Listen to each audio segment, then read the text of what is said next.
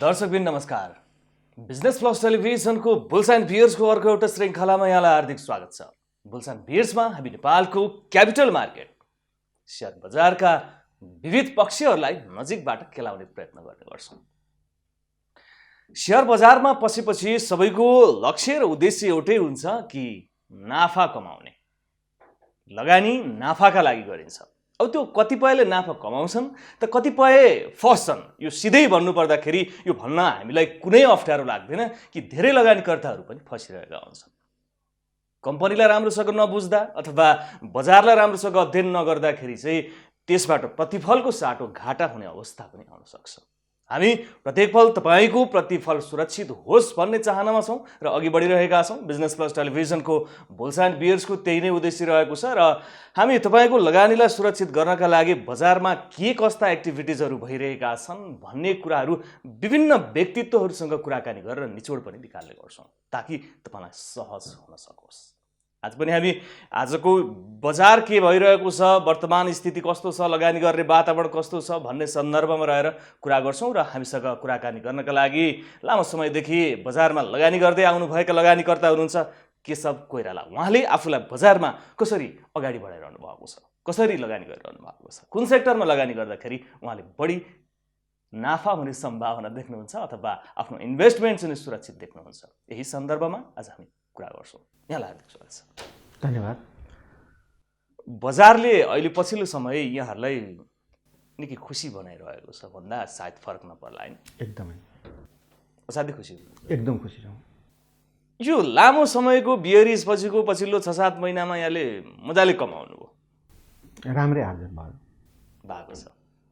अब बजार कता जान्छ जस्तो लाग्छ यहाँलाई? बजार सधैँ बढेको बढे पनि जाँदैन, सधैँ घटेको घटे पनि बजार जाँदैन। बजार केही माथि जाँदै केही तल झर्दै बजार अगाडि बढ्छ। यो हामीले विगतका ट्रेन्डहरूबाट पनि यही हेर्दै आएका थियौँ। तर यसपटक विगतका अनुभवहरूभन्दा छुट्टै किसिमको अनुभव यो पटक हामीले फेस गऱ्यौँ। कस्तो भयो भने लकडाउन अगाडि बजार एकपटक तल्लो बिन्दुमा नै लगभग पुनः तल्लो बिन्दुमा पुग्यो। 1100 का आसपासमा बजार पुग्यो। लकडाउन खुलेपछि असार 16 गते बजार 1100 के आसपासमा फर्केर त्यसपछि बजार अगाडि बढेपछि बजार लगातार 5-6 महिना बजार बढेको बढै गयो। घट्ने त नामै लिएन। किन घटेन यो म पनि आश्चर्यमा परेँ। लगानीकर्ता स्वयं आश्चर्यमा पर्ने गरी बजार बढ्यो भनेपछि त निकै उत्साह है, यो एकदमै उत्साह भयो। मेरो अनुभवमा मलाई के लाग्यो भने बजार हरेक 100-200 पोइन्ट बजार बढेपछि बजारमा करेक्सन आउँथ्यो नै। केही करेक्सन आउँथ्यो, फेरि बढ्थ्यो, फेरि करेक्सन आउँथ्यो, फेरि बढ्थ्यो। सायद यसपटक के भयो जस्तो लाग्छ मलाई भने बजारलाई कृत्रिम रूपले झार्नलाई पनि कोसिस गरिन्थ्यो। हाम्रो बजारमा असक्षम भए ती कृत्रिम रूपमा झार्न खोज्ने कसरी झारिन्थ्यो भने बजारमा सर्ट सेल हाम्रोमा सर्ट सेलिङ हामी गर्न सक्थ्यौँ। हुन त नियमअनुसार खातामा आएको डिमेट खातामा आएको भोलिपल्ट मात्रै हामी सेयर बेच्न सक्छौँ। तर असार 16 गते भन्दा अगाडि हामीले खातामा नभएको सेयर पनि बिक्री गर्न सक्थ्यौँ। जस्तै हामीले नै पनि अघिल्लो दिन सेयर खरिद गरेको छ भने त्यो सेयर भोलिपल्ट बिक्री सर्किट हान्यो भने भोलिपल्ट हामी बिक्री गरिसक्थ्यौँ। हाम्रो खातामा आएको हुँदैन थियो। 2 दिनपछि खातामा आउँथ्यो, खातामा आएपछि हामी इडिआइएस गरिदिन्थ्यौँ। यसरी हामीले पनि कमाउने गरेको। हामी त खरिद गरेर मात्रै बिक्री गर्थ्यौँ। तर खेलाडीहरू के गर्थे? खेलाडीहरू खरिदै नगरिकन बिक्री गर्थे। कृत्रिम सप्लाई दिन्थे उनीहरूले। त्यो सप्लाईले उनीहरू बजार झारिदिन्थे। 200-300 बजार पोइन्ट माथि जाने बित्तिकै केही बजार उनीहरू कृत्रिम सप्लाई दिएर हुँदै नभएको सेयर बेचेर बजार झारिदिन्थे। तर भयो के भने असार 16 गते पछाडि खातामा नआएको सेयर बिक्री गर्न सिस्टमले एक्सेप्ट नगरेपछि कृत्रिम सप्लाई बन्द भयो। कृत्रिम सप्लाई बन्द भएपछि बजार 1100 बाट 1500 मा पुग्यो। प्राविधिक विश्लेषकहरूले अब त बजार करेक्सन हुन्छ भनेर एकपटक स्टप प्रफिट बुक गर्न लगाए, तर बजार झरेन। 1700 मा प्रफिट बुक गर्न लगाए, तर बजार झरेन। 1881 को आसपासमा प्रफिट बुक गर्न लगाए, तर बजार झरेन। 2021 को आसपासमा प्रफिट बुक गर्न लगाए, तर पनि बजार झरेन। किन झरेन? एउटै कारण थियो, बार नेपाली बजारलाई तपाईँको कृत्रिम सप्लाई दिएर तल झारिन्थ्यो। भनेपछि नियोजित तरिकाले यो बजारमा खेल्नेहरू असाध्यै हाबी छन्, ठुला लगानीकर्ताहरू। तिनीहरू हाबी थिए। उनीहरू के गर्थे भने हरेक 2-3 पोइन्ट बढ्ने बित्तिकै तुरुन्तै ओभर सप्लाई दिएर बजार झारिदिन्थे। मानिलिनुहोस् कुनै कम्पनीको सेयर 150 रुपियाँ थियो, बजारमा डिमान्ड बढ्यो, बढ्दै गएर 250 सो कम्पनीको सेयर पुग्न गयो। 250 पुगिसकेपछि ठुला खेलाडीले त किनेको त उनीहरूले 250 मा बेचिसके, अझै बजार बढ्न आँट्यो। अब के गर्ने? ठुला खेलाडीहरू के गर्थे भने अब 200 हुँदै नभएको सेयर 250 देखि उनीहरू बिक्री गर्न सुरु गर्थे। 250, 245, 240, 235, 230, 225 हुँदा यसरी उनीहरू हुँदै नभएको सेयर एकै दिन तपाईँको 7-8%, 10%सम्म बेचिदिन्थे। त्यति भएपछि अब जुन आम लगानीकर्ताहरूले होल्ड गरेर बढ्ला कि भनेर राखेको सेयर, ला अब त बजार घटेर सत्यानाश हुने हो, यो कम्पनीको सबै बेच्नको लागि हतारिनी भयो। अब उनीहरूले के गर्छ भने आज त्यो अवस्था देखिसकेपछि अब के गर्छन्, भोलि उनीहरूले भएको सेयर तपाईँको उनीहरू 200 फेरि नेक्स्ट डेको कारोबारमा 225, 220, 215, 210 हुँदै उनीहरू अर्को सर्किटसम्म आएर सारा उनीहरू सब भएको सेयर उनीहरू बेचिदिन्थे। त्यसपछि अब ठुला लगानीकर्ताहरू त 240, 45, 50 मा बेचेको छ, उनीहरूसँग हुँदै नभएको सेयर। अब तिनै साना लगानीकर्ता जो आतिएर बेचिरहेछन्, ती साना लगानीकर्ताको सेयर उनीहरू सस्तोमा फेरि किनिदिन्थे अनि फेरि बजार माथि लिएर त्यो सेयर आउँथ्यो। त्यसपछि उनीहरू इडिआइएस गरिदिन्थे। त्यसपछि उनीहरू यसरी बजार घटेर पनि उनीहरू नाफा कमाउँथे। भनेपछि बजार नेपालको क्यापिटल मार्केट त पुरै चाहिँ नियोजित तरिकाले एकदम चलिरहेछ। तर भइदियो के भने प्रविधिले असार 16 गतेपछि यो खेल बन्द गरिदियो। भर्खरै नै हो, भर्खरै हो। त्योभन्दा अघिसम्म त बजार त अस्तव्यस्त तरिकाले चलेको। विजय चाहिँ मैले के सोचेको थिएँ भने साउन 1 गते सायद 1300 को हाराहारीमा बजार पुगिसकेको हुनुपर्छ। साउन 1 गते 1100 हाराहारीबाट असार 16 गतेपछि साउनतिर 1300 को हाराहारीमा हामी थियौँ होला। मेरो अनुमान के थियो भने यो वर्षको असार मसान्तमा पक्कै पनि हाम्रो सेयर बजारले 1881 को पोइन्ट नाग्नेछ। 1881 नागेर 2000 को आसपासमा हामी असार अन्तिममा हुन्छौँ होला भन्ने मेरो अनुमान थियो। हजुर, किन? विगत त्यस्तै देखेको थियो, ओभर सप्लाई आउँथ्यो, 2-400 बढ्ने बित्तिकै फेरि ढालिहाल्थे। तर यसपटक प्रविधिको नियन्त्रण र अर्कोतिर आइदियो तपाईँको हाम्रो कोभिडको महामारी। लगानीका दोस्रा वातावरण भएन। मान्छेहरू जो लगानी नै गर्दैन थिए उनीहरूको पनि आइडियल बसेको पैसाहरू सबै बजारमा छिरे, बजारमा आयो। दुई मतलब एकातिर के अरे ओभर सप्लाई बन्द भइदियो, अर्कोतिर लगानीको वातावरण अरू भइदिएन, पैसा लिएर बजारमा आए र सोच्दै नसोचेको बजार बढ्यो। यो त मैले कल्पना पनि गरेको थिइनँ कि एकैचोटि बजार तपाईँको 1100बाट सुरु भएर 5-6 महिनामै 2.5 गुणासम्म बजार पुग्ला भनेर मैले अनुमान पनि गरेको थिएँ। सोच्न नसकिने अमेजिङ नै भयो है हाम्रो एकदम बजारमा। भनेपछि अब यो जे कर्नरिङ जे चाहिँ नियोजित तरिकाले गरिने खेलहरू समाप्त भएपछि त सुधारको बाटोतर्फ त जाँदो रहेछ नि। एउटा सिस्टममा लाने हो भनेदेखि त हामी सिस्टम बनाउन नसकेर रहेछ नि अहिले। एकदम एउटा सिस्टमले तपाईँको बजारलाई धेरै तल झार्न दिएन। अहिले नै पनि हामी हेरौँ न 2640 माथि पुगेको बजारमा एक किसिम मध्यम लगानीकर्ता, मध्यम खेलाडीहरू, विशेष गरेर टेक्निकल एनालाइसिसमा विश्वास गर्ने लगानीकर्ताहरू त पुरै सेयर बिक्री गरेर उहाँहरू बस्नु भएको थियो। उहाँहरूको अनुमान थियो कि बजार 2021सम्म पनि झर्न सक्छ, फेरि किनौला भनेर बस्नु भएको थियो। त्यही अनुसारका विगतको जे अनुभव थियो त्यसले काम गरेन। तर उहाँहरू बजार घट्छ भन्दै ठुला लगानीकर्ताहरू त तुरुन्तै निस्किन सक्ने सम्भावना हुँदैन बजारमा। उहाँहरू पनि केही प्रफिट बुक गरेर उहाँहरू पनि पर्खर हेरेको रणनीतिमा हुनुहुन्थ्यो। बजार 2400 भन्दा मुनि त तपाईँको 1 दिन 2 दिन भन्दा बजार 2 पटक 2400 मुनि झर्दाखेरि पनि 2400 मुनि बजार टिक्न सकेन। के कारणले भन्दाखेरि तपाईँको सप्लाई दिन सकेनन्, तपाईँको कृत्रिम सप्लाई दिन सकेनन्। पहिला जसरी तपाईँको खरिदकर्ताहरू हाबी भए, फेरि पनि बजार माथि नै गयो। हजुर, अब भनेपछि पछिल्लो समय बजार अब स्टेबल भएको हो। हामी अब लगानी गर्ने वातावरण छ। अब त्यो जुन कृत्रिम सेल पनि कसैले गर्न सक्दैन र डिमान्ड एन्ड सप्लाईलाई हेर्दाखेरि पछिल्लो समय हजुर अब चाहिँ बजार त्यति धेरै उता चढाव नहोला। अब सही भन्नुभयो। अहिले हामीले हेरेर जस्तो कि साउन भदौको अवस्था, कार्तिक मङ्सिरको अवस्था र अहिलेको अवस्थामा फरक छ। हजुर, अब साउन भदौको अवस्थामा बजार एकदमै न्यून बिन्दुमा थियो। लगानीको वातावरण कहीँ थिएन। कोभिडको महामारी पनि त्यति बेला थियो। त्यो एउटा छुट्टै लगानीको वातावरण थियो। कार्तिक मङ्सिरमा पनि लगभग त्यो वातावरण थियो नै। तर अहिले चाहिँ बजार एउटा अवस्थामा पुगिसकेकोले गर्दाखेरि बढेको बजार सधैँ बढ्छ भन्न पनि सकिँदैन र घटेको बजार सधैँ घट्छ भन्न पनि सकिँदैन। अहिले लगानीका अन्य वातावरणहरू पनि अन्य क्षेत्रहरू पनि त्यति सजिला छैनन्। ब्याज दर घटेको छ। त्यो कारणले गर्दाखेरि अहिले बजार फेरि पनि बजार धेरै घट्छ भनेर म अनुमान गर्न सक्छु। पछिल्लो समय फेरि यो कोरोना महामारीकै कारणले बजार 1100 मा झारिदियो। हजुर, गत साल। अब अहिले फेरि यो कोरोनाले फेरि बजार घट्ने हो कि भन्ने एउटा सशङ्कित लगानीकर्ताहरूमा छ। एउटा खाले त्यो संशय चाहिँ पैदा गरिदिएको छ। तर कस्तो छ भने पहिला मान्छेहरूले पहिला लगानीकर्ताहरूले सोचे कि यसले दीर्घकालीन असर पार्ला कि भन्ने सोचेको थियो। तर हाम्रो अनुभव के भइदियो? हाम्रो अनुभव चाहिँ यस्तो भइदियो कि तपाईँको कोरोनाले अर्थतन्त्र तस नस बनाउँदा त सेयर बजारलाई त मल पो लाग्दो रहेछ। किनकि सबै सेक्टरबाट लगानी गर्ने ठाउँ चाहिँ एउटा मात्र विकल्प बाँकी रह्यो। अहिले पनि तपाईँको कोरोनाले फेरि पनि लकडाउन भइदिएला कि फेरि पनि तपाईँको अर्थतन्त्र तस नस भइदिएला कि भनेर तपाईँको यदि यो हवा फैलियो भने पनि त्यसले एक हप्ता पनि काम गर्दैन कि सबै लगानीकर्ताले बुझिसकेका छन् कि लगानीका अन्य वातावरणहरू बन्द हुँदा सेयर बजार बढ्दो रहेछ भन्ने अनुभव नयाँ लगानीकर्ताहरूले पनि पाइसके। अब डराउनु पर्ने अवस्था छैन। त्यो सेक्टरमा चाहिँ डराउनु पर्ने अवस्था छैन।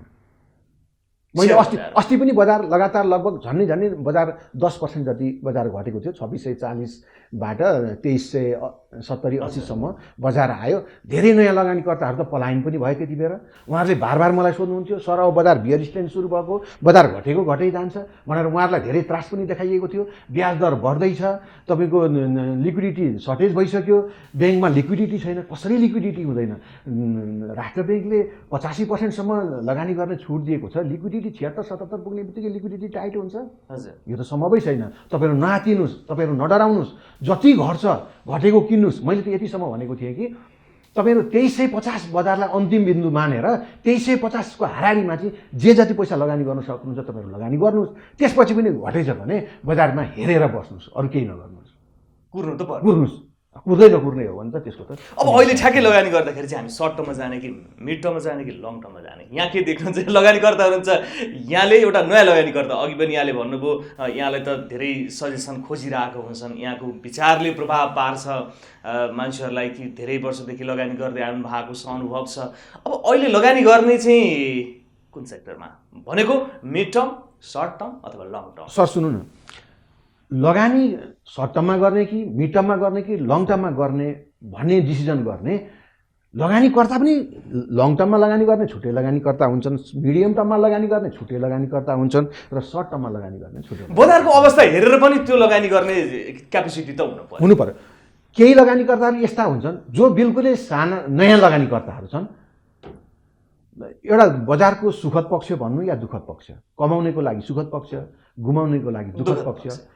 कोही पनि नयाँ लगानीकर्ता बजारमा म लाभांश खान्छु भनेर छिर्दैन, म बोनस खान्छु भनेर छिर्दैन, सेयर मूल्य वृद्धि गरेर कमाउँछु भनेर छिर्छ। म कम्पनीले दिने प्रतिफल खान्छु भनेर कोही पनि नयाँ लगानीकर्ता छिरेको हुँदैन। 79.79% लगानीकर्ता म सेयरमा पैसा छाप्छु भनेर छिर्छ। नयाँ सेयरमा पसेको नयाँ लगानीकर्ताले सधैँ 90% लगानीकर्ताले त गुमाउँछ कम्तीमा। किन गुमाउँछ भन्दाखेरि एउटै मात्रै कारण, ऊ रातारात पैसा छाप्न छिरेको हुन्छ बजारमा। नयाँ 90%ले गुमाउँछ। जस्तै आजको दिनमा गुमाएको हुँदैन। आज त बजारको एउटा बढै छ। आज पनि बजार बढ्ने ट्रेन्डमा छ। बढ्दो बजारमा त जसले पनि कमाउँछ। मानिलिउँ न 1100 बजार हुँदाखेरि कसैले 1100 बजार हुँदामा राखेको सेयरमा कसैले 25% पोर्टफोलियो बढायो होला, कसैले 50% बढायो होला, कसैले 100% बढायो होला। एभरेज लगानीकर्ताले आज बढेको हिसाबमा भन्ने हो भने तपाईँको 250 लगभग तपाईँको 1100बाट 2600 आजको दिन 2500 पुग्दाखेरि हाराहारी कसैले तपाईँको 250% पोर्टफोलियो बढायो होलान् औसतमा, कसैले 300 बढायो होलान्, कसैले 400 बढायो होलान्, हुनसक्छ कसैले 700-800% पनि बढायो होलान् पोर्टफोलियो। तर मान्छे बढाउन त सबैले बढाएका छन्, कसले कति बढायो भन्ने मात्रै हो। विशेष गरेर सरले भन्नुभयो नि जीवन, नयाँ लगानीकर्ताले म रातारात कमाउँछु भनेर बजार छिर्नु हुँदैन। के भनेर छिर्नु? म प्रतिफल खान्छु भनेर उनीहरू बजारमा छिर्नुपर्छ। उनीहरूको मुख्य उद्देश्य हुनुपर्छ मैले लगानी गरेको लगानीको सामा सुरक्षित गर्छु र सकेसम्म त्यस नाफा कमाउँछु भनेर छिर्नुपर्छ। तर यसको ठिक विपरीत नयाँ रात सेयर बजारमा त फलानु छिमेकी पनि पसेको थियो, त्यसले यति कमायो अरे, त्यसले 10 लाख लगाएको थियो 20 लाख कमायो अरे, फलानाले 50 लगाएको थियो करोड कमायो अरे, अर्कोले करोड लगाएको थियो 3 करोड बनायो अरे, बनाएको पनि हुन्छ रियालिटीमा। तर उसँग कति वर्षको अनुभव छ, उसले कति खारिएर कति गुमाएर त्यति कमायो भन्ने उसले सुनेको हुँदैन। कम्पनी कसरी छनौट गरेको छ। अब उसले के सोच्छ भने शेयरमा हाल्यो भने पैसा रातारात कमाइन्छ भनेर उ छिर्छ। यो छिर्ने उद्देश्य नि गलत भएको कारणले गर्दाखेरि अधिकांश नयाँ लगानीकर्ता डुब्ने कारण यही हो। सरले भन्नुभयो अघि सर्ट टर्मको लागि गर्ने कि मिड टर्मको लागि कि लङ टर्मको लागि। म भन्दैछु यदि लगानीकर्ता नडुब्ने सोच राखेर सामा जोगाउँदै मुनाफा कमाउने हिसाबले छिर्ने हो भने उसले जहिले पनि लङ टर्मको लागि लगानी गर्नुपर्छ। लङ टर्मको लागि डिभिडेन्ड खाने गरी बीचमा उसँग होल्ड गरेका राम्रा कम्पनीहरू मजबुत कम्पनीहरूको दाम बीचमा 1.5 गुणा 2 गुणा 2.5 गुणा बढेछन् भने बेचिदिने क्यापिटल गेन खाने।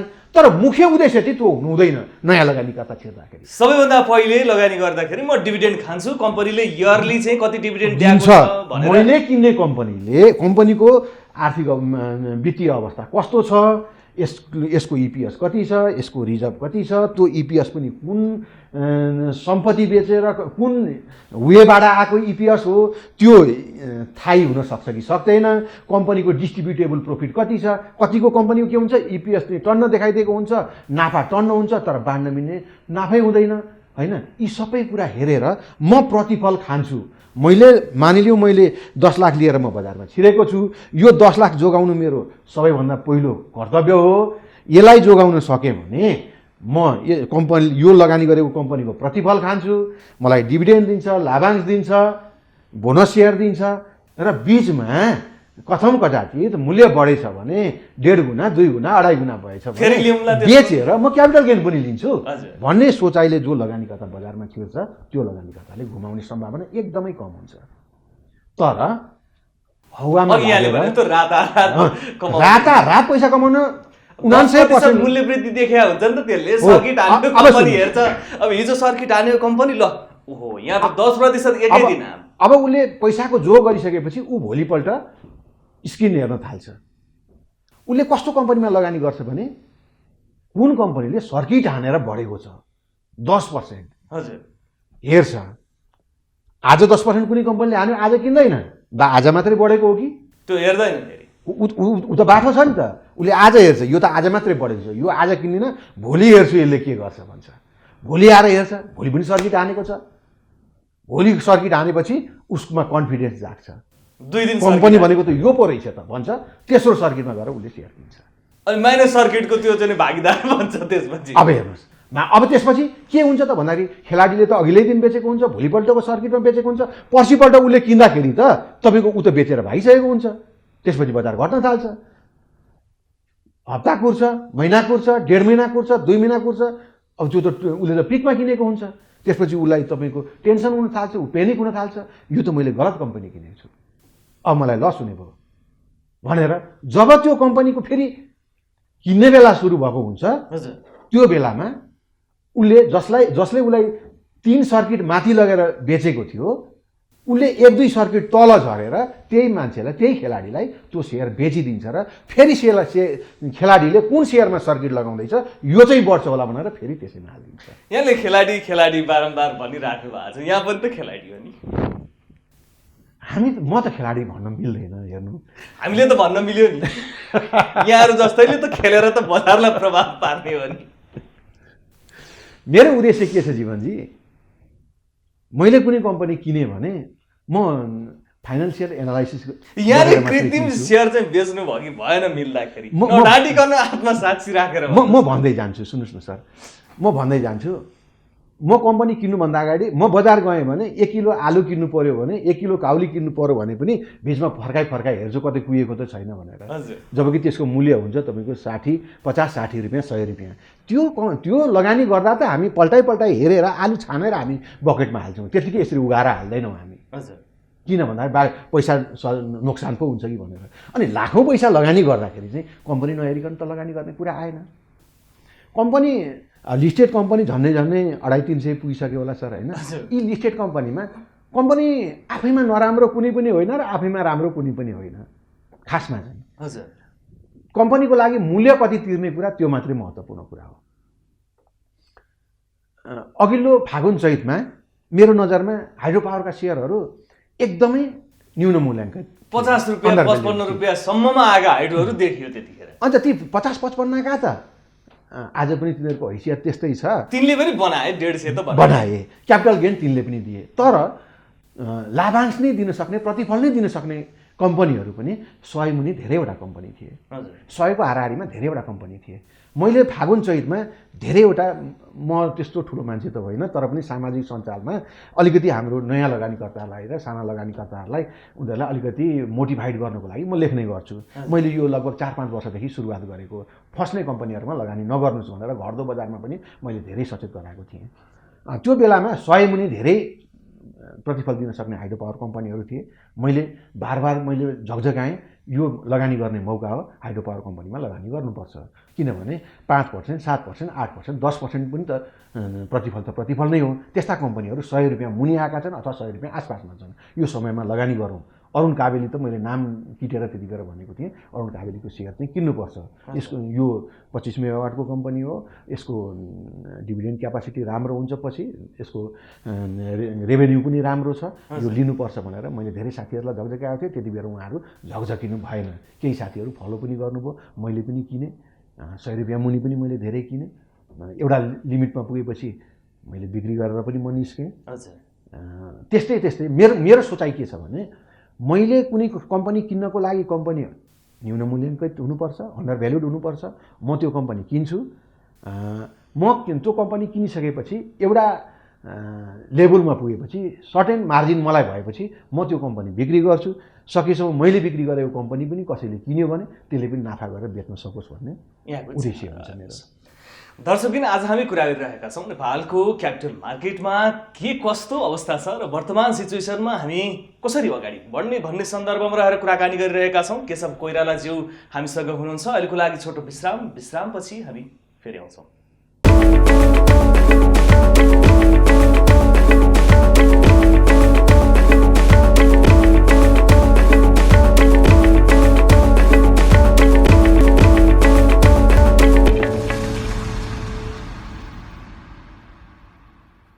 विश्रामपछि यहाँलाई पुनः स्वागत छ। गुलसान बिएस हो यो बिजनेस प्लस टेलिभिजन तपाईँ हेर्दै हुनुहुन्छ र आज हामी कुरा गरिरहेका छौँ केशव कोइराला जो लगानीकर्ता हुनुहुन्छ। उहाँले निकै इन्ट्रेस्टिङ कुरा गरिराख्नु भएको छ, जो सेयर हुँदै नभएको कृत्रिम सेयर बेचेर पनि बजारमा सेयरको जुन मूल्य थियो त्यो घटाउने प्रचलन जुन घटेको छ, त्यो कारणले गर्दाखेरि सेयर बजार बढेको छ र स्थिर भएको छ भन्ने कुरा उहाँले गरिराख्नु भएको छ। मलाई एकदम रमाइलो लागिरहेको छ उहाँसँग कुराकानी गर्नको लागि। हामी फेरि पनि उहाँसँग जोडिन्छौँ।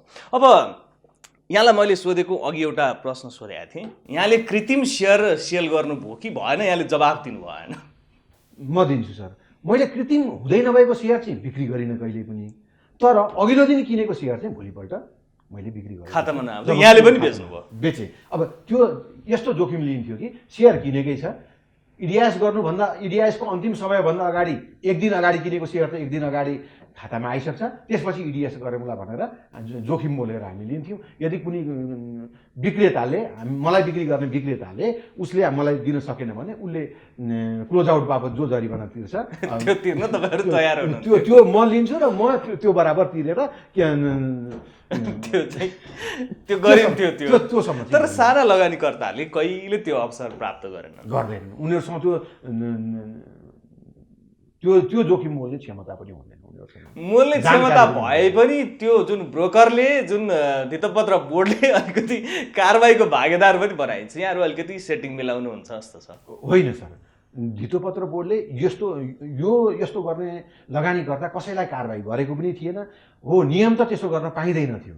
हजुर, नियम त त्यसो गर्न पाइँदैन थियो, तर पनि व्यवहारमा यो सबैले गर्थे। अझ ठुला खेलाडीले त हुँदै नभएको किन्दै नकिनेको सेयर बिक्री गर्थे, हामी चाहिँ किनेर भोलिपल्ट बिक्री गर्थ्यौँ। फरक त्यति मात्रै छ। अब भनेपछि नेपालको क्यापिटल मार्केटमा यो बेला चाहिँ मस्त लगानी गर्ने बेला हो, यहाँले सजेस्ट गर्नु पर्दा? के देख्नुहुन्छ यसरी तपाईँ अहिलेको वर्तमान सिचुएसन? अब बजार घट्दै, यहाँले अघि पनि भन्नुभयो 2350 भन्दा बजार चाहिँ तल घट्दैन जस्तो छ।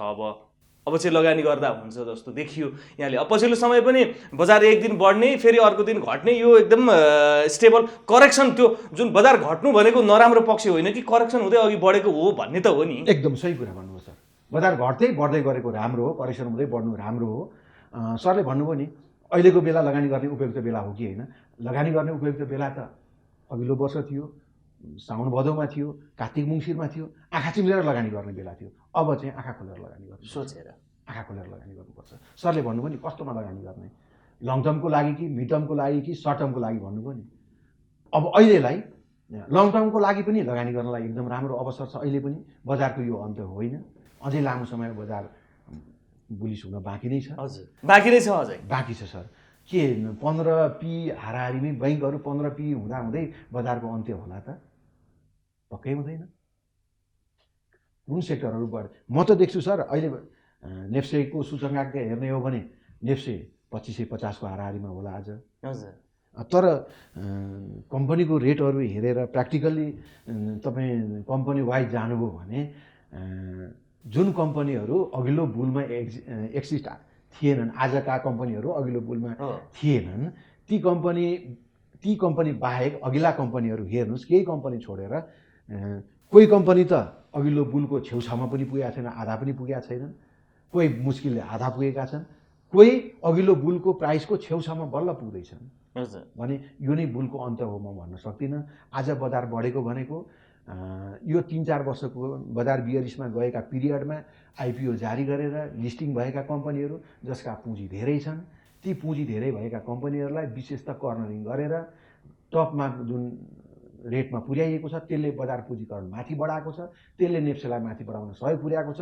म त अघिल्लो बुलमा एक्जिस्ट भएका कम्पनीहरू आज अघिल्लो बुलको 1881 भन्दा माथि सूचकाङ्क छ भनेर म पत्याउनै सक्दिनँ। भनेपछि अब कर्नरिङको कुरा ज्यादै भयो, कम्पनी तोकेरै भनौँ न। यतिखेर निफ्राको चर्चा असाध्यै धेरै हुन्छ सामाजिक सञ्जालमा। पहिला एनआरआइसीकै गरौँ न। एनआरआइसीकै गरौँ। अब एनआरआइसी पनि 370 मा फालाफाल थियो त्यो लकडाउन अघि सियार।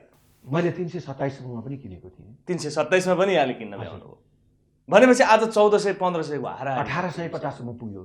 जस एभरेज रेटमा अहिले 1400 1450 बजारमा यस्तो हवा पिटाइन्छ कि मतलब अमुक कम्पनी चाहिँ उसको एक्चुअल पोजिसन के छ, उसको वित्तीय सूचकाङ्कहरू कस्ता छन्, उसले प्रतिफल दिन सक्छ कि सक्दैन, उसले कति लगानी गरेको छ, यस्ता कुराहरू कम्पनीले प्रकाशित गरेको वित्तीय विवरणमा हुँदाहुँदै पनि विशेष गरेर नयाँ लगानीकर्ताहरू होबाका पछि लाग्छन्। हामीले एनआरआइसीमै सुनेको होइन 1:1 राइट त तुरुन्तै दिँदैछ अरे, होइन 20% बोनस त तुरुन्तै घोषणा हुन्छ भनेर हाम्रो सिओ साहबको फोटोसोटो हालेर पनि निकै प्रचार गरिएको थियो। आयो त आजसम्म आएन नि। लगभग 8-9 महिनाको अवधि भइसक्यो, कहाँ गयो त्यो? यो नयाँ लगानीकर्ताहरू यस्ता न्युजमा भुलिन्छन् र नयाँ लगानीकर्ताहरूको एउटा पाटो छ भने अर्का तपाईँको सर्ट टर्म ट्रेड। तर सेयर मूल्य त त्यहीँ गएर बसिराख्यो नि। फेरि बसिराख्यो भन्नु मिल्दैन सर। बसिराख्यो त 1850 सम्म पुगेको सेयर हो, आज तपाईँको 1300-1400 को हाराहारीमा छ। अब यो बसिराखेको हो होइन भनेर जाँच्ने पछि चाहिँ आउने बियरिस हुन्छ नि। हजुर, आउने बियरिस बजारको तल्लो बिन्दुमा आइपुग्दाखेरि पनि यसै गरी माथि बस्न सकेछ भने बसेछ भनौँला। सरलाई म उदाहरण दिउँ एउटा। हजुर प्लिज। अघिल्लो बुलिस बजारको केही पहिला सायद 1-1.5 वर्ष 2 वर्ष अगाडि हुनुपर्छ, रिडी हाइड्रो पावरको हजुर आइपिओ जारी भएको थियो। मलाई पनि परेको थियो, सायद सरलाई पनि परेको थियो होला। 800 देखि माथि 900 को बिचमा धेरै कारोबार भयो।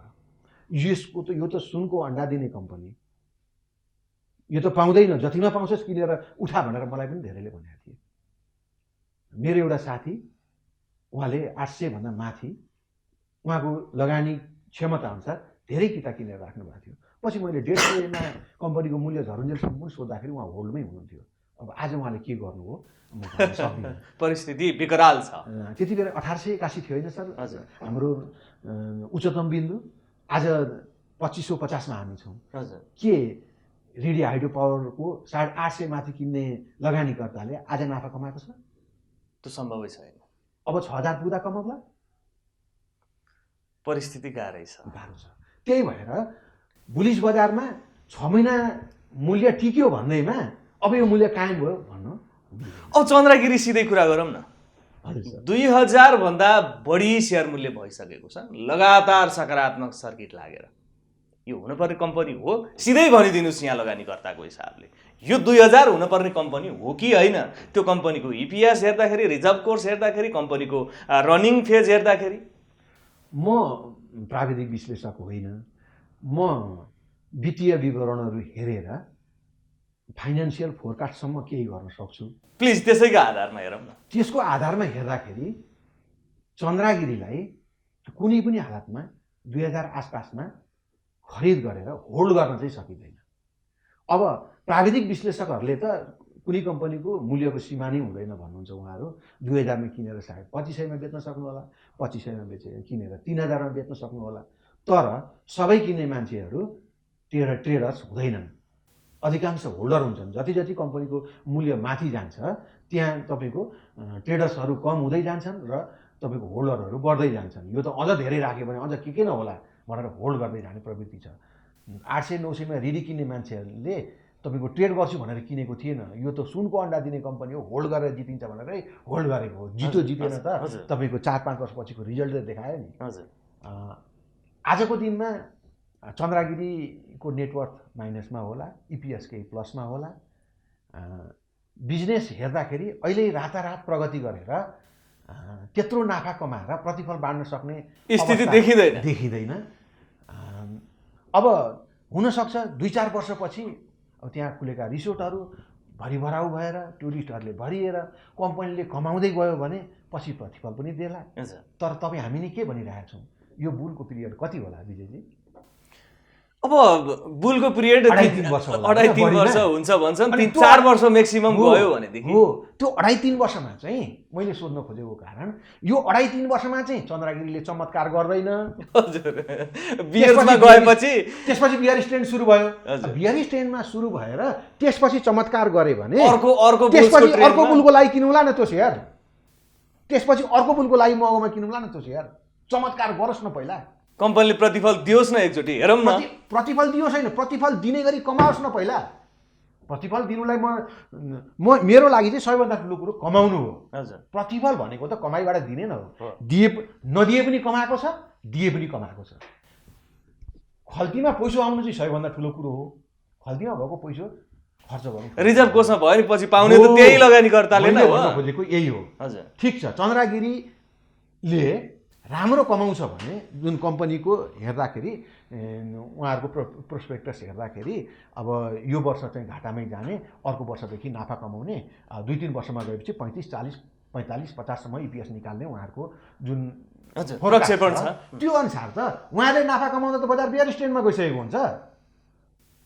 सेयर मूल्य त डाउन भइसकेको हुन्छ। अनि अनि अनि के काम थियो त आजदेखि होल्ड गरेर? उहाँले साँच्चै कमाउनु भएछ भने अर्को बियरिस बजारमा किनौला न बुलमा चढ्नको लागि। हजुर, अब हिमालयन डिस्टिलरी त यही बियर बजारमा किनेर 1 वर्ष अगाडि 6 महिना अगाडि किनेर बुलमा चढ्न सक्यो त। चन्द्रगिरी चाहिँ अहिलेदेखि टुप्पोमा किन्नुपर्ने के काम छ? छैन। अनि भनेपछि यो अत्याधिक मूल्य हो, एकदम हुनै नसकेको मूल्य। हुनै नसकेको बजारमा यस्तो समूह, बजारमा 2 खालको मान्छेको मिश्रण भयो। एउटा सर्ट टर्म ट्रेडर्स, हजुर, जो हल्ला पिटाएर ऊ खरिद पनि गर्छ, बिचबिचमा ट्रेड पनि गर्दै जान्छ, र बिल्कुल नयाँ लगानीकर्ता जसले नयाँ पोजिटिभ सर्किट हानेको छ त्यसमा मात्रै छिर्ने। यो दुईटाको कम्बिनेसनबाट अहिले यो एउटा डरलाग्दो आकृति बन्दैछ। मैले यहाँलाई रोकेँ, यहाँले भन्नुभयो जेमा सकारात्मक सर्किट हानेको छ त्यो कम्पनी किन्ने हो। त्यो गलत हो, तर किन्ने चाहिँ कुन कम्पनी? अब यहाँले सजेस्ट गर्ने किन्ने कुन कम्पनी भने म नयाँ लगानीकर्तालाई के भन्छु भने तपाईँहरू लगातार केही हप्ता केही दिनदेखि लगातार सर्किट हानेर अथवा पोजिटिभतिर 2-4%ले सर्किट हानेर अथवा 2-4%ले लगातार 2-4 दिनदेखि कुनै कम्पनी बढिरहेछ, ठुलो भोलुमा कारोबार भइरहेछ भने त्यो कम्पनी कस्ताले किन्ने हो भने जो एक्सपर्ट ट्रेडर छ त्यसले त्यो कम्पनी किन्ने हो। हजुर, जो चाहिँ आज किन्छ खातामा आउने बित्तिकै पछि लगेर फालिहाल्छ जे जति नाफामा आउँछ, त्यस्ताले चाहिँ त्यता हेरेर किन्नुपर्ने उपदेश दिन्छन् दिनुहुन्छ हाम्रो प्राविधिक विश्लेषकहरू। हजुर। तर बिल्कुल नयाँ छिरेको मान्छे बजारमा छिरेको छ, ऊ त्यस्ता विश्लेषकको पछि लागेर उसले त्यस्ता कम्पनी किनिन्छ। हजुर। उसले किनेको कम्पनी हुनसक्छ भोलिदेखि नै नकारात्मक सर्किट पनि हान्न सक्छ, तर एक दुईवटा पोजिटिभ सर्किट पनि हान्न सक्छ उसले किनेको कम्पनी। तर एक दुईवटा पोजिटिभ सर्किट हाने पनि उसले बेच्न चाहिँ सक्दैन, किनभने उसलाई अझै पर्छ जस्तो लागेको हुन्छ। लोभ बाँकी नै हुन्छ। अब एनआरआइसीलाई 5,000 त कम्तीमा पुग्छ भनेर प्रक्षेपण गरेको होइन। यो त यसले त युरोप अमेरिकाको सबै कम्पनीको इन्सुरेन्स गर्छ अरे, यो त बिमाको पनि बाउ हो, राइट सेयर पनि दिन्छ अरे, राइट सेयर पनि दिन्छ, 20% बोनस पनि हातमा छ। यो त 5,000 भन्दा घटी त बेच्ने सेयरै होइन भनेर 1850 किनेका मान्छेहरूले नोक्सानै खालान् भनेर म भन्न सक्दिनँ यो बुल बजारमा। तर अपर्च्युनिटी लस त गरे नि। यो टाइममा अर्कोमा लगानी गरेर खाने प्रतिफल त लस भयो नि, त्यहाँ अपर्च्युनिटी त लस भयो नि। त्यो अमाउन्ट त त्यहाँ रिजर्भ भएर बसिरहेको छ। हो, त्यही भएर नयाँ लगानीकर्ताले कहिल्यै पनि तपाईँको टप गेनर कम्पनीहरूमा ध्यान दिनु हुँदैन। कुनमा दिने सिधै अब नयाँ लगानीकर्ताले जहिले पनि टप लुजर कम्पनीहरूमा ध्यान दिने। माइनस गएका कम्पनीहरू, माइनस गएका पनि कस्तो, आज हिजो र अस्ति टप 3 सर्किट हानेको थियो अनि 1 सर्किट माइनस गयो भनेर त्यस्तो कम्पनी किन्ने होइन। केही महिनादेखि प्राइस घट्दै आएको, लगातार प्राइस घटिरहेको, त्यसको हाई पोइन्ट माथि थियो, त्यस्ता कम्पनीहरू छान्नुहोस्। छानेर जान्ने बुझ्ने मान्छेलाई सोध्नुहोस् यो कम्पनीको विगत कति थियो, यसले विगतमा बोनस कति दिन्थ्यो, यसको इपिएस कति थियो, यसको नाफा के छ, यसको हिस्ट्री के छ भनेर कमसेकम नजान्ने मान्छेले जान्ने 8-10 जनालाई त्यो कम्पनीको विषयमा सोधखोज गर्नुहोस्। सोधखोज गर्दाखेरि पनि त्यो कम्पनी 8-10 जना मान्छे मध्येले अधिकांशले ती कम्पनीहरू राम्रा छन्, अहिले त्यसको ट्रेन्ड सिद्धिएर मूल्य मात्रै घटेको है भनेर जवाफ दिए भने नयाँ लगानीकर्ताले के सम्झिनुपर्छ भने यो चाहिँ मैले किन्ने कम्पनी रहेछ भनेर सम्झिनुपर्छ। सिधै दायाँ बायाँ हेर्ने कुरा छैन। त्यति भएपछि के हुन्छ भने टुप्पोमा पुर्याएर खेलाडीहरू बेचेर जुन भागेका थिए उनीहरू भागिसकेपछि नै कम्पनीको दाम घट्न सुरु हुन्छ। घट्दै घट्नेको पनि सीमा हुन्छ नि त। हो, त्यो सीमातिर आइपुगेपछि त्यस्ता कम्पनी छानेर तपाईँ नयाँ लगानीकर्ताहरूले किनिदिनु भयो र होल्ड गरिदिनु भयो भने ढिलो किन्ने बित्तिकै त्यसको सेयर मूल्य बढिहाल्यो नि। लगानीकर्ताहरू हाबी हुने बित्तिकै सप्लाई नबढ्न पनि सक्छ। तपाईँ नै अन्तिम क्रेता त होइन नि, तपाईँ बाहेक अरू पनि त्यो पनि एकै दिन भएको सबै पैसा किन्नुहोस् भनेको होइन। तपाईँको नजरमा खरो उत्रियो त्यो कम्पनी, दाम घटेर तल आएको छ, यो एक दिन बढ्छ भनेर तपाईँको नजरमा खरो उत्रियो भने पनि सबै पैसाले तपाईँ नकिन्नुहोस् आज पनि, बा भोलि अझै घट्छ कि त्यसलाई फेरि भोलि पनि किन्नुहोस्, पर्सि पनि किन्नुहोस्, निकोर्सी पनि किन्नुहोस्, एभरेज प्राइस बनाउँदै तपाईँको पैसासम्म एउटै कम्पनीमा नहाल्नुहोस्। त्यस्ता कम्पनीहरू 5-7 वटा भेला पारेर 2-4 वटा सेक्टर चेन्ज गरेर हाल्नुहोस् र धैर्य गरेर बस्नुहोस्। नयाँ लगानीकर्ताको कमजोरी भनेको के भने उहाँले किनेको भोलिपल्टदेखि त्यो कम्पनीको सेयर सर्किट हान्दै बढेको मात्रै जानुपर्छ, घट्नै पाउँदैन। यस्तो पनि हुन्छ दुनियाँमा नियम। पैसा गुमाउने कारण भनेको यही हो। उसलाई थाहै हुँदैन नि त, नयाँ नामै नयाँ लगानीकर्ता नि त, उसलाई त बढेको मात्रै देख्छ त्यसले। त्यही त हामी म सुझाव दिँदैछु। तपाईँ त्यस्ता सेयर किन्नुहोस् र घट्यो भने पनि नडराउनुहोस्, घट्यो भने यसलाई त अझै थप्छु भनेर किन्दै जानुहोस्। एउटा सीमामा पुगेपछि त्यसपछि खेलाडीहरू आएर त्यो सेयर किन्छन्, किनिसकेपछि त्यो सेयर बढेर फेरि माथि जान्छ, तपाईँले पनि नाफा कमाउन सक्नुहुन्छ। अब सेक्टर चाहिँ अरे बा बढ्दै बढेन भने पनि प्रतिफल त सुनिश्चित छ नि त। हजुर, डिभिडेन्ड छँदैछ, डिभिडेन्ड छ नि त।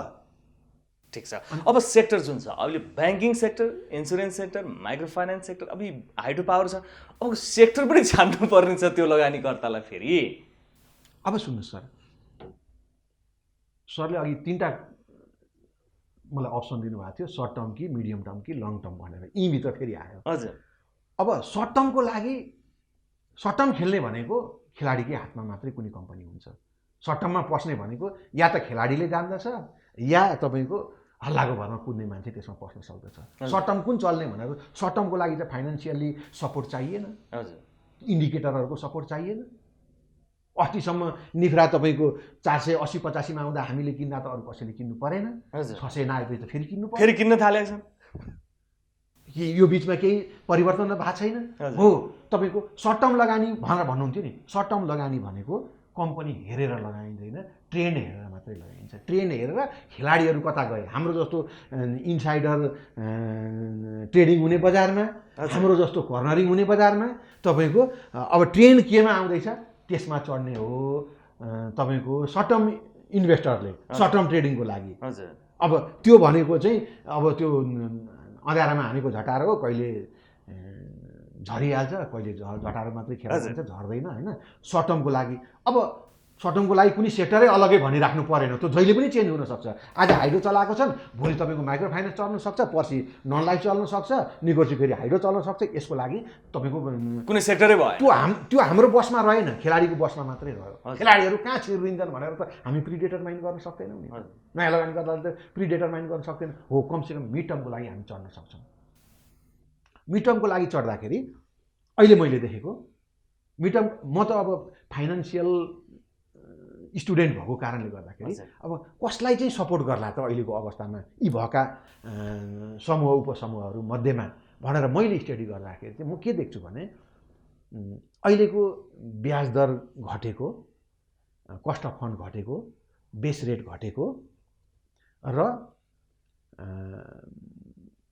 तपाईँको यो सबै कुराको फाइदा चाहिँ अलिकति बिएफआईलाई होला, ब्याङ्किङ सेक्टर, ब्याङ्क, विकास ब्याङ्क, फाइनान्स र माइक्रो फाइनान्सलाई होला जस्तो लाग्छ मलाई। त्यसमा पनि ब्याङ्क, विकास ब्याङ्क र फाइनान्सहरूलाई त राष्ट्र ब्याङ्कले स्प्रेडको सीमा लगाइदिएको होला।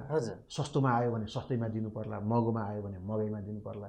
तर माइक्रो फाइनान्सलाई चाहिँ टप क्याप मात्रै लगाइदिएकोले गर्दाखेरि उनीहरूलाई स्प्रेडको डर छैन। अघिल्लो मौद्रिक नीति, असार मसान्तको मौद्रिक नीतिले चाहिँ 18% ब्याज दर असुलिरहेका माइक्रो फाइनेन्सरलाई 15%मा झारिदियो।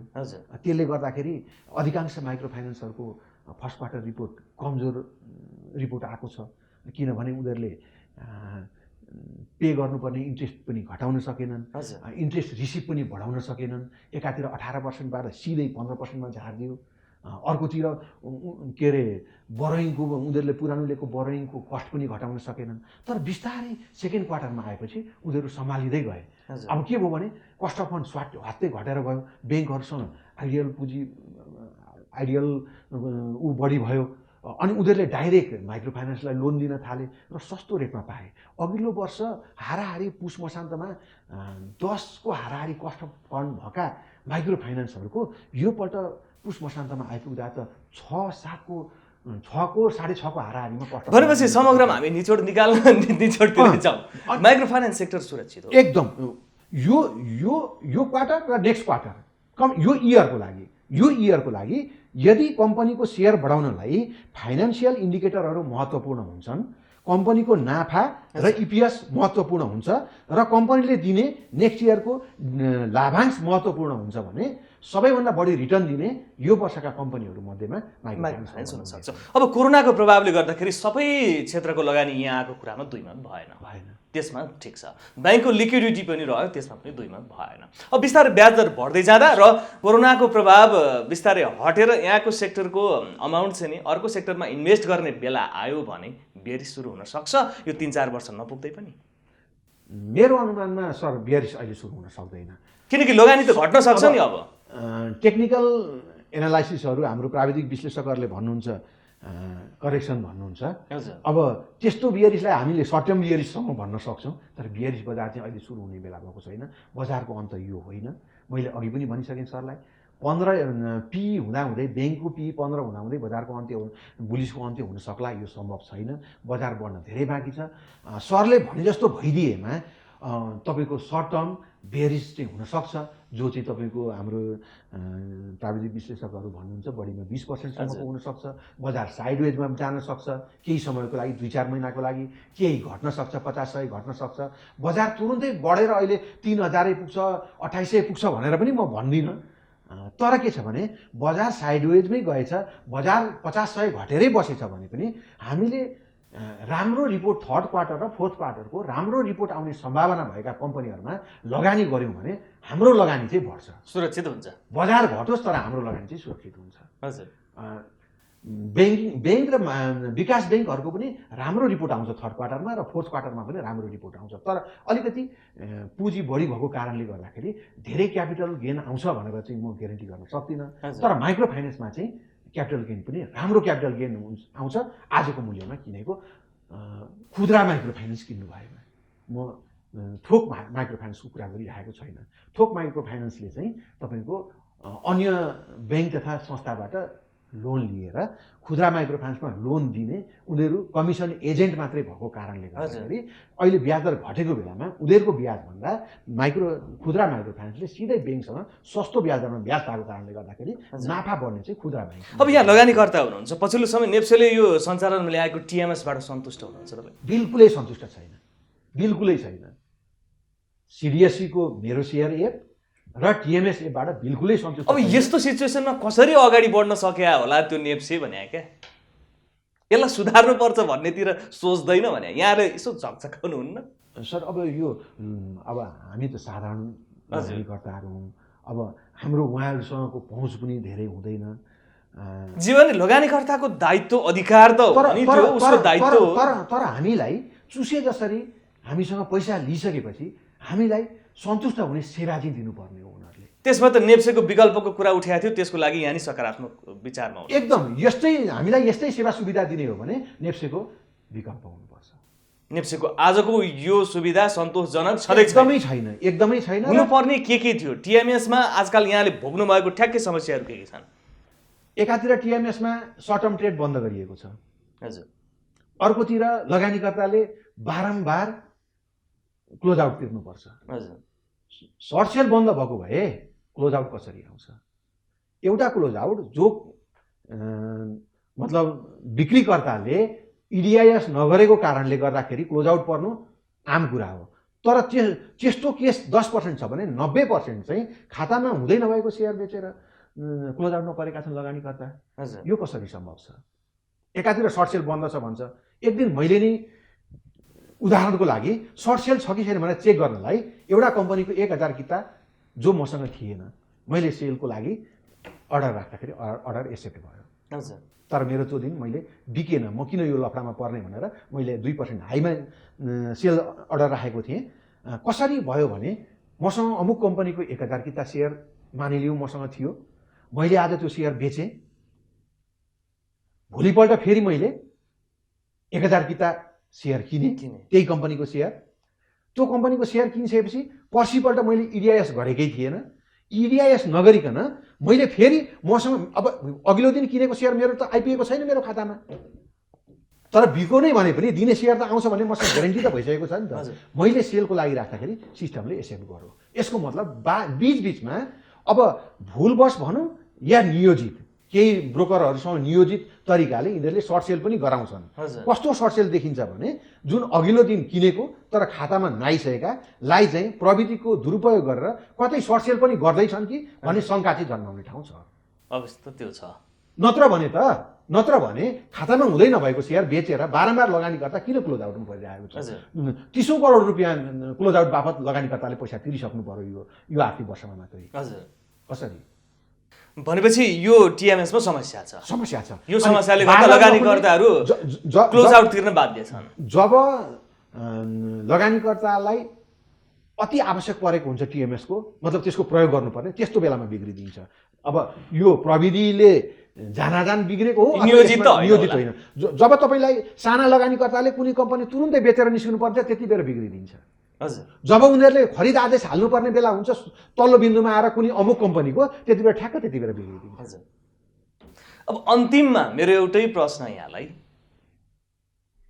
यो बजारलाई व्यवस्थित बनाउनको लागि धितोपत्र बोर्ड, नेप्सी र ब्रोकरहरूलाई कसरी म्यानेज गरेर लगानीकर्ताको लगानी सुरक्षित गर्न सकिन्छ होला? यहाँले देख्नु भएको बजार, यहाँ त वर्षौँदेखि लगानी गर्दै हुनुहुन्छ, यस्तो भइदिएदेखि चाहिँ एकदम बेस्ट हुन्थ्यो भन्ने एउटा हुन्छ नि। सुन न, बजारमा 2 नम्बरी कारोबार यदि बन्द भइदिने हो भने, जो मध्येको एउटा बन्द भएर धेरै ठुलो राहत भयो, यस्ता त 10औँवटा बिस्तारै प्रविधि भित्रिँदै जाँदाखेरि त्यो विस्थापित हुँदै जाने अवस्था चाहिँ। जस्तै जीवनजी हाम्रो बजारमा कुनै दिन यस्तो होला इन्साइडर ट्रेडिङ नभएको? होला अनुमान गर्न सक्नुहुन्छ। हजुर लगातार 3 दिन कुनै कम्पनीको हाई भोल्युममा कारोबार हुन्छ, तेस्रो दिन आएर रिपोर्ट निस्किन्छ। हजुर कम्पनीको के अरे क्वार्टरली रिपोर्ट, बोनस घोषणा, बोनसमाथिको हेरफेर, हजुर होइन हो यस्ता कुराहरू कुनै कम्पनीको लगातार 2-3 दिनदेखि हाई भोल्युममा भएर बल्ल अनि आउँछ। यो इन्साइडर ट्रेडिङ होइन भनेर कसले भन्न कसले सक्छ? भन्न सक्छ? कुनै दिन यस्तो छैन होला कि हाम्रो बजारमा इन्साइडर ट्रेडिङ नभएको होस्। कमसेकम एउटा दुइटालाई चाहिँ इन्साइडर ट्रेडिङ गरे बापत ठुलो सजाय होस् न, त्यसपछि अरू सचिन थिए कि त्यो गर्न सकेको छैन। त्यो गर्न सकेका छैन। न त्यो धितोपत्र बोर्डले गर्न सकेका छ, न नेप्सेले गर्न सकेका छ। नेप्से त आफ्नै सिस्टम चलाउने अस्तव्यस्त छ। अस्तव्यस्त छ। अब आज दिनभरि कारोबार गरेर बेलुका रद्द गरिदिने नेप्से छ हाम्रो। त्यही त। अब कसरी अगाडि बढ्ला? हेर्नुहोस् टिएमएस त यस्तो छ, तपाईँलाई कुनै कम्पनी किन्नलाई तपाईँ किन्न आँट्नुभयो, तपाईँ एकजनाले किनेर त केही तपाईँ जस्ता 100-150 मान्छेले तुरन्त कुनै मैले अर्डर प्लेस गरेको अर्डर भ्यालिड हुँदाहुँदै रिजेक्टमा फालिदिएको छ। कसरी रिजेक्ट हुन्छ? के कारणले रिजेक्ट हुन्छ? भनेपछि नेप्सेसँग ठुलो समस्या छ। एकदमै ठुलो समस्या छ। र धितोपत्र बोर्डसँग पनि छ। धितोपत्र बोर्डले यहाँ भएका अनियमितता ठुलो बसेर हेर्छ, सायद अनियमिततासँग मिलेर रजाइ पनि गर्छन् होला, तर कारबाही भन्ने चाहिँ नाम पनि हुँदैन। हजुर ब्रोकर लाइसेन्स ब्याङ्कलाई दिनुपर्छ, ब्याङ्कको सहायक कम्पनीलाई भन्ने कुरामा यहाँ पनि सकारात्मक एकदम म सकारात्मक हुँ। म आज भन्दैछु जीवनजी, ब्याङ्कलाई ब्रोकर लाइसेन्स दिएछ भने पनि मलाई मेरो ब्रोकरले दिएको सुविधा मलाई ब्याङ्कले दिन सक्दैन। म ब्रोकरसँगै कारोबार गर्छु, तर पनि ब्याङ्कलाई ब्रोकर लाइसेन्स चाहिँ दिनुपर्छ। मेरो भनाइ त्यति हो। हस्, आज हामीले बजारमा के कस्तो अवस्था छ र विशेष गरी लगानीकर्तामा फोकस रहेर थोरै कुरा गऱ्यौँ। कुरा त बाँकी नै थियो, तर समय अलिकति कम छ। यहाँले हामीलाई समय दिनुभयो। बिजनेस प्लस टेलिभिजनको यो बुल्स एन्ड बियर्सको तर्फबाट यहाँलाई धेरै धेरै धन्यवाद। धन्यवाद यहाँलाई पनि मेरो 2 शब्द राख्ने। Thank you so much. दर्शकबिन, आज हामीले कुरा गऱ्यौँ नेपालको क्यापिटल मार्केटमा अवस्था कस्तो छ, लगानी गर्ने वातावरणको सिचुएसन कस्तो रहेको छ र बजार अब कता जान्छ, यो जुन बुल्सको ट्रेन्डमा रहेको छ यो ट्रेन्ड कतिसम्म सम्हालिएर बस्छ र पछिल्लो समय कुन सेक्टरमा लगानी गर्दाखेरि चाहिँ विशेष गरी नयाँ लगानीकर्ताहरूको लगानी चाहिँ सुरक्षित हुन सक्छ भन्ने सन्दर्भमा रहेर थोरै कुरा गऱ्यौँ। हामीसँग कुराकानी गर्नका लागि हुनुहुन्थ्यो लगानीकर्ता केशव कोइरालाज्यू। अर्को हप्ता फेरि पनि कुनै एकजना व्यक्तित्वसँग हामी अवश्य पनि यहाँको जिज्ञासाहरू लिएर उपस्थित हुनेछौँ। बिजनेस प्लस टेलिभिजन हेर्दै गर्नुहोला। Business plus, business first. नमस्ते।